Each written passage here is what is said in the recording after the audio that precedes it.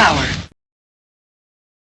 Omar Slaouti, bonjour. Merci d'avoir accepté l'invitation du syndicat des quartiers populaires de Marseille, qui, au lendemain du confinement, a été à la rencontre des militants et des militantes pour pouvoir accueillir l'ensemble des stratégies collectives mises en place par les uns et les autres pour pouvoir résister dans ce contexte.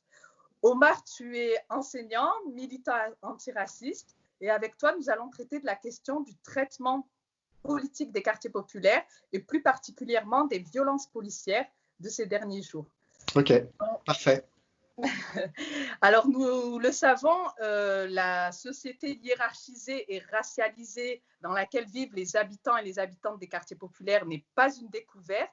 Mais pour toi, qu'est-ce que cette crise révèle d'autant plus aujourd'hui ? Bien, cette crise sanitaire, elle révèle, d'une part, mais aussi elle amplifie les inégalités sociales structurelles. Alors, elle révèle, on le savait déjà qu'entre les 5% les plus riches et les 5% les plus pauvres en France, il y a une espérance de vie de différence de l'ordre de 13 ans. Voilà, on n'est pas au même diapason, tous pareils par rapport à la santé. Ça, c'est extrêmement classique.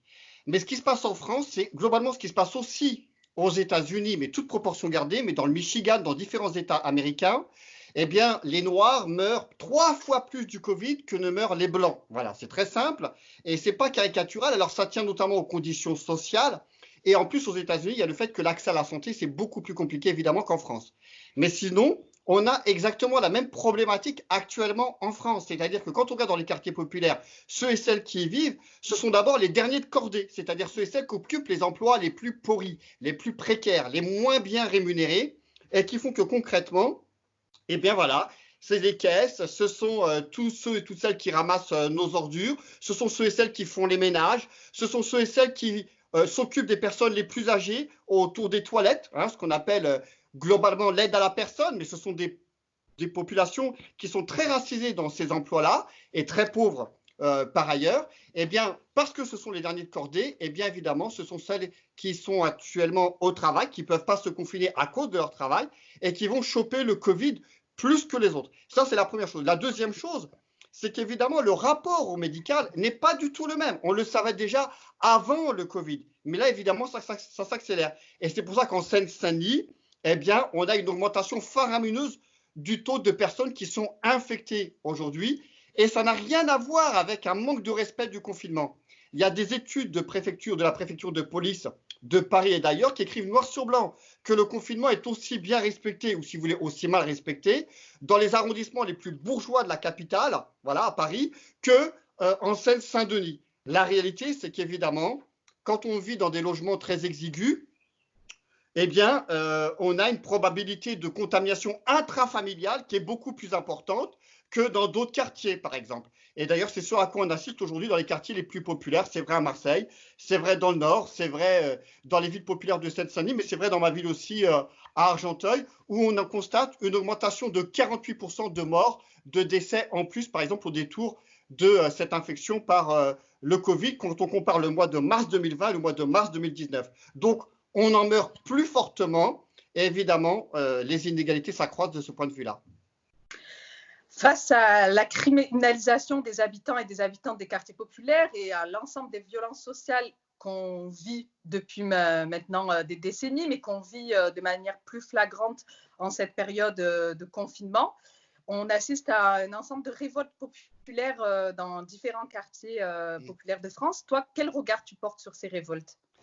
D'abord, avant même les révoltes, il y a un petit problème en amont. C'est que le gouvernement, qui a une responsabilité majeure, mais pas que lui, 30 ans de gouvernance où ils ont tué l'hôpital.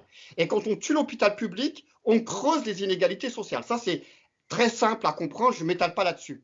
Mais au lieu d'assumer leur propre responsabilité, ils retournent la responsabilité sur les individus.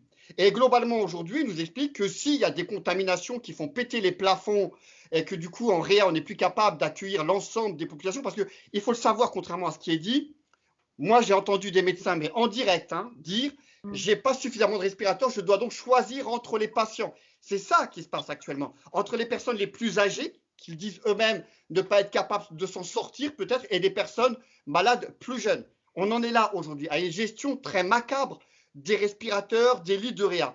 Donc la responsabilité, elle est collective, elle est collective du point de vue gouvernemental, et on la retourne sur des individus en expliquant qu'ils ne se confinent pas, par exemple assez, ou qu'ils ne respectent pas les gestes barrières. Et évidemment, là-dessus, les plus sauvages des sauvages qui sont montrés du doigt régulièrement, encore une fois, ce sont les habitantes des quartiers populaires. Et c'est ça qui légitime pour eux le sous-contrôle. Par exemple, en Seine-Saint-Denis, la Seine-Saint-Denis, c'est 2% de la population française. Et pourtant, ça correspond à 10% des contrôles faits par les flics. C'est-à-dire qu'ils sont plus contrôlés, ça c'est quantitatif, et bien sûr c'est au faciès, et en plus mal contrôlés parce qu'il y a des violences policières qui s'articulent à ces contrôles, et on le voit à Villeneuve-la-Garenne évidemment, avec ce jeune qui a tout de même failli perdre un membre, et là il s'est fait opérer à 2 reprises, on ne sait pas ce que ça va donner.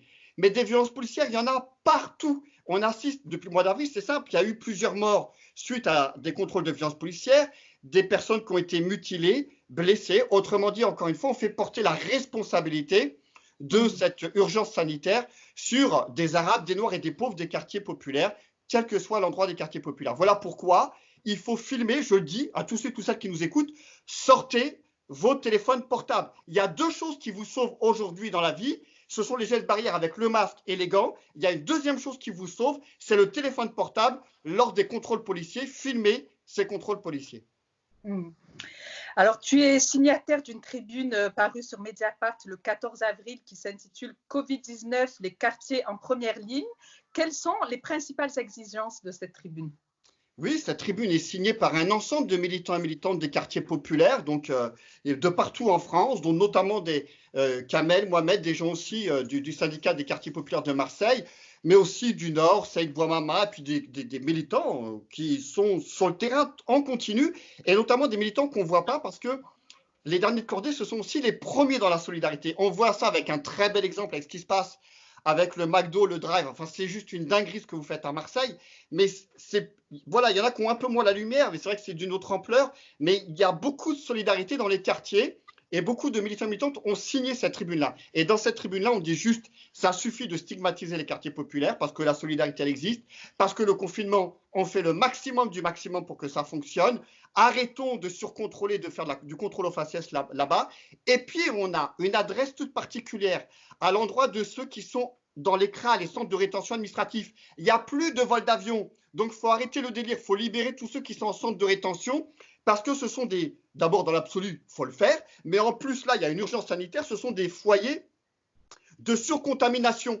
Et donc, évidemment, pour des questions de santé publique, j'ai envie de dire, même pour ceux qui ont du mal avec le fait de sortir des personnes étrangères en situation irrégulière des CRA, eh bien, au moins qu'ils se raccrochent à cette dynamique-là. Et puis, le deuxième élément, on n'en parle pas assez, hein, mais il y a beaucoup de personnes en prison, de l'ordre de 30% de personnes qui attendent simplement un jugement en prison. Il y en a d'autres qui sont en prison juste pour 1 an pour des délits totalement mineurs. C'est bon. Il faut absolument les faire sortir parce que là où ils devraient être à 1, ils sont à 3. C'est-à-dire qu'il y a 2-3 fois plus d'occupants dans les prisons. Donc, autrement dit, ce sont des clusters, ce sont des endroits où le virus, eh bien, il s'éclate comme il veut. Et ça veut dire derrière ça, des maladies et des morts.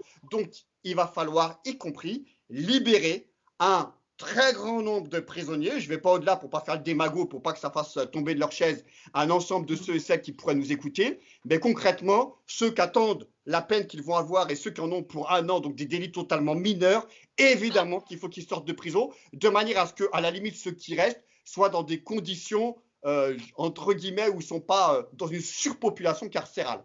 Donc voilà, c'est ça ce que l'on a voulu écrire, une adresse à l'ensemble de ceux et celles qui sont invisibilisés aujourd'hui. Évidemment, il y a aussi les camps de Rome, les gens du voyage, qui vivent aussi dans des conditions très, très précaires.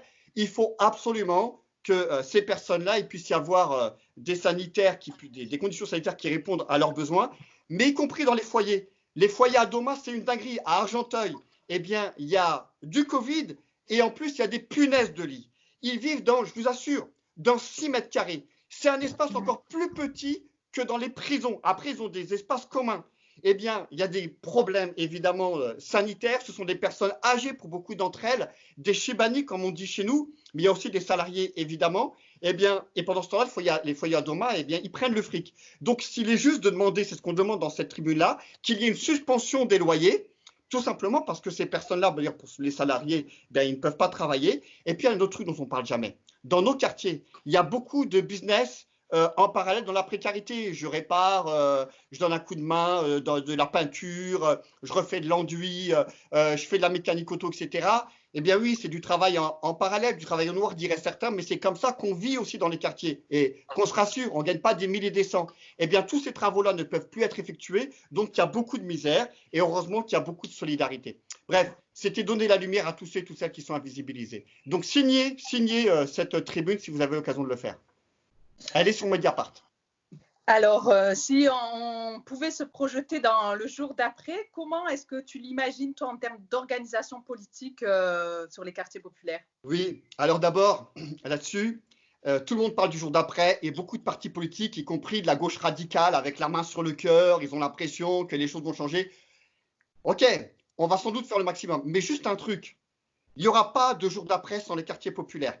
Il va falloir se le mettre dans la tête. C'est très simple. C'est-à-dire que la question de l'antiracisme politique tel qu'on l'aborde, pas l'antiracisme à la SOS Racisme qui dégouline de moraline. Aujourd'hui, où on a eu, y compris sur ce qui s'est passé à Villeneuve-la-Garenne, SOS Racisme qui nous sort la version des flics, c'est juste intolérable. Non, l'antiracisme politique qui dit simplement qu'on veut l'égalité, l'égalité de fait, pas l'égalité simplement sur les frontons. Et ça veut dire que toutes les égalités sociales, par exemple par rapport aux conditions sanitaires, mais y compris dans l'école, dans l'ensemble des services publics, le logement, etc., et évidemment au travail. Eh bien ça veut dire une chose. Il y a aujourd'hui un secteur qui s'emplâtre, les policiers, à cause des violences d'État qu'ils subissent et des violences racistes qu'ils subissent, ce sont les jeunes et les moins jeunes des quartiers populaires. Alors ceux qui veulent un jour d'après, qui ressemble vraiment à un jour d'après, il va falloir le conjuguer avec ceux et celles qui vivent dans les quartiers populaires, leur organisation, leurs associations, parfois autonomes, grande gueule, qui luttent contre l'islamophobie, contre la romophobie, contre la négrophobie, contre tous les racismes et pour toutes les égalités. Donc ça veut dire que s'il y a un jour d'après réellement, ça se passera à la fois dans le cadre du monde du travail, avec un monde plus écologique, c'est important parce que la malbouffe, parce qu'y compris dans les quartiers populaires, si on meurt plus du Covid, c'est parce qu'il y a plein de maladies chroniques. Il y a plein de maladies, obésité, surpoids, hypertension, enfin tout ça on le connaît très très bien. Parce que justement la malbouffe, ça frappe particulièrement et plus fortement les quartiers populaires qu'ailleurs. Donc oui, la dimension écologique, c'est fondamental. Sauvons la planète, c'est très important, surtout que le Covid a quelque chose à voir tout de même avec cette destruction planétaire. Et puis enfin, toutes les égalités sociales, autrement dit, le jour d'après, j'ai une bonne nouvelle pour vous tous et vous toutes, ça commencera sans aucun doute dans les quartiers populaires, d'ailleurs ça a déjà commencé. Merci Omar, merci pour ce précieux témoignage, entretien. Prends soin de toi, prends soin des tiens, prends soin des autres et à bientôt. Merci Soraya et encore une fois la lumière sur le collectif musulman d'Argenteuil qui fait de bénévoles musulmans qui fait un travail de ouf, le Secours populaire, Emmaüs, etc. Vraiment, ce sont eux qui doivent prendre la lumière. Merci Soraya, merci pour votre émission. À bientôt à Marseille, j'arrive. Salut. À très vite.